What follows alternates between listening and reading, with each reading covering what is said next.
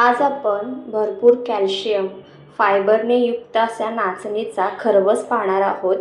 विशेष म्हणजे यामध्ये आपण दूध, चीक, कॉर्नफ्लॉवर किंवा साखर याचा वापर न करता अगदी हेल्दी वेमध्ये हा मस्त नाचणीचा खरवस पाहणार आहोत।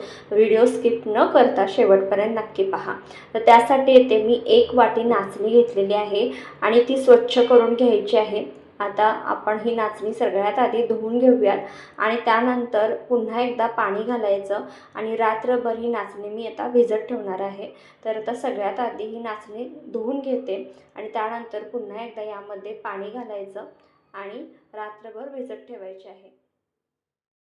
नाचणीमध्ये भरपूर प्रमाणामध्ये कॅल्शियम, फायबर असतं, त्यामुळे अगदी लहानांपासून मोठ्यांपर्यंत गर्भवती महिला असतील त्यांच्यासाठी सुद्धा अतिशय फायदेशीर असं हे नाचणी आहे। शिवाय हाडे मजबूत ठेवण्यास, दात मजबूत ठेवण्यास मदत करतं। रक्तातील जी काही साखरेची पातळी आहे ते नियंत्रित ठेवण्याचं काम करतं, वजन कमी करण्याचं काम करतं। त्यामुळे अतिशय बहुगुणी अशी ही नाचणी आहे। रात्रभर भिजत ठेवल्यानंतर दुसऱ्या दिवशी त्यातलं पाणी काढून टाकायचं आहे आणि ही नाचणी आपल्याला मिक्सरमधून वाटून घ्यायची आहे। त्यातील जे काही दूध आहे ते आपल्याला काढून घ्यायचं आहे। तर ऑलमोस्ट सगळी नाचणी इथे मी मिक्सिंग जारमध्ये काढून घेतलेली आहे। यामध्ये आपल्याला अर्धी वाटी ओला नारळ घालायचा आहे, तुम्ही 1 वाटी सुद्धा घालू शकता। त्यानंतर थोडं थोडं करत यामध्ये पाणी घालायचं आणि आपल्याला हे वाटून घ्यायचं आहे। तर हे पहा, 1 वाटी पाणी घालून हे मी पूर्णपणे वाटून घेतलेलं आहे। आता काय करायचं, एखादं स्वच्छ धुतलेलं सुती कापड घ्यायचं आहे आणि त्याच्याद्वारे आपल्याला हे यातलं जे दूध आहे ते काढून घ्यायचं आहे। तर थोडंसं आणखीन पाणी घालते आणि हे काही दूध आहे यातलं ते आपल्याला याच्या साहाय्याने काढून घ्यायचं आहे। तर हे पहा, अशा पद्धतीने मी दूध काढून घेते। तर ही प्रक्रिया आपल्याला जवळपास 3 ते 4 वेळा करायची आहे। जेवढं त्यातलं आपल्याला सत्व काढता येईल तेवढं काढून घ्यायचं आहे। तर जितकं शक्य होईल तितकं आपल्याला यातलं नारळाचं दूध काढून घ्यायचं आहे। हे पहा, अशा पद्धतीने। तर पुन्हा एकदा पूर्णपणे दूध काढून घेतल्यानंतर हा जो चोथा शिल्लक आहे यामध्ये पुन्हा पाणी घालायचं आणि मिक्सिंग जारमधून फिरवून घ्यायचं आणि पुन्हा दूध काढून घ्यायचं आहे। अशी 3 ते 4 वेळा मी प्रोसेस केलेली आहे आणि इथे मी नाचणीचं दूध काढून घेतलेलं आहे। तर आता वळूयात पुढच्या स्टेपकडे। तर एका ताटाला ज्यावर आपल्याला खरवस तयार करून घ्यायचं आहे त्याला तूप लावून घ्यायचं आहे। ही स्टेप आपल्याला करून घ्यायची आहे।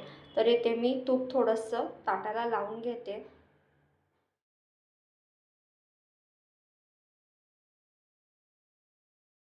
जे दूध आहे ते एका पॅनमध्ये मी काढून घेतलेलं आहे। आता यामध्येच आपल्याला घालायचं आहे 1 वाटी गूळ।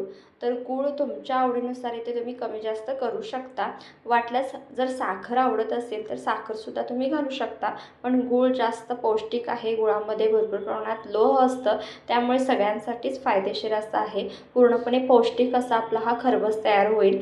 तर त्यानंतर 1 चमचाभर वेलचीची पूड घालायची आणि थोडीशी जायफळ इथे मी किसून घातलेली आहे। म्हणजे जसा आपला खरवसचा टेस्ट आपल्याला लागते त्या पद्धतीने थोडीशी टेस्ट याला येईल। आणि आता हे सगळं चांगलं मिक्स करून घ्यायचं।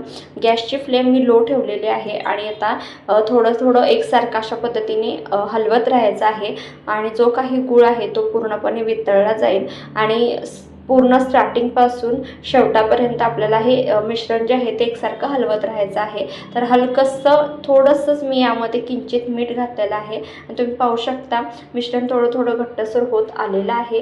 आणि अशा पद्धतीने आपल्याला हे इथे 4 ते 5 मिनटं लागतात संपूर्ण मिश्रण अशा पद्धतीने घट्टसर होण्यासाठी।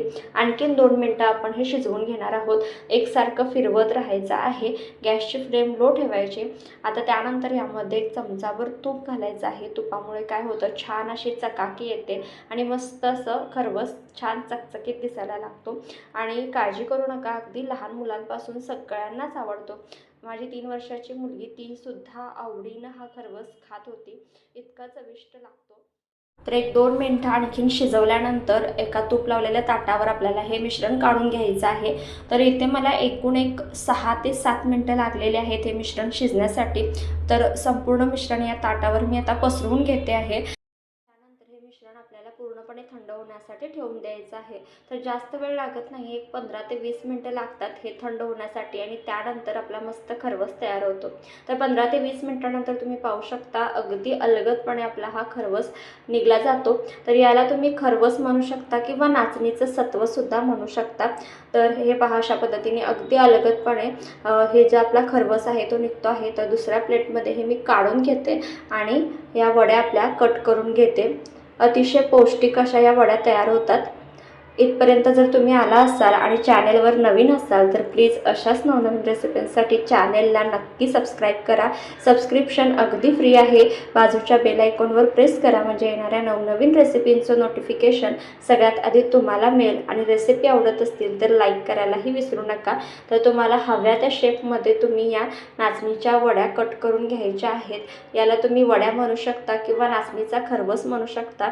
अगदी जसा आपला हा खरवस असतो त्याच्याशी थोडासा मिळता जुळता असा हा पदार्थ तयार होतो. त्यामुळे नाचणीचा खरवस तुम्ही याला आरामात म्हणू शकता. खूपच मस्त आणि चविष्ट असा तयार होतो आणि अतिशय पौष्टिक असा आहे. त्यामुळे सगळेच जण हा खाऊ शकतात. आणि इथे आपला तोंडात टाकताच विरघळणारा पौष्टिक असा नाचणीचा खरवस तयार झालेला आहे. तुम्हाला ही रेसिपी कशी वाटली प्लीज कमेंट करून नक्की सांगा.